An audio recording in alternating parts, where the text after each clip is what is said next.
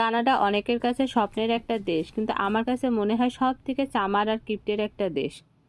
এখানে বাথরুমে কাপড় কাচা যাবে না, এর মতন কৃপণ কি হয় বলুন? তার থেকে আমাদের বাংলাদেশ গরিব, তাও অনেক ভালো। আর এখানে আসার পর আমি কোথাও তো একটা পুকুর পুষ্করিণী তো পালাম না।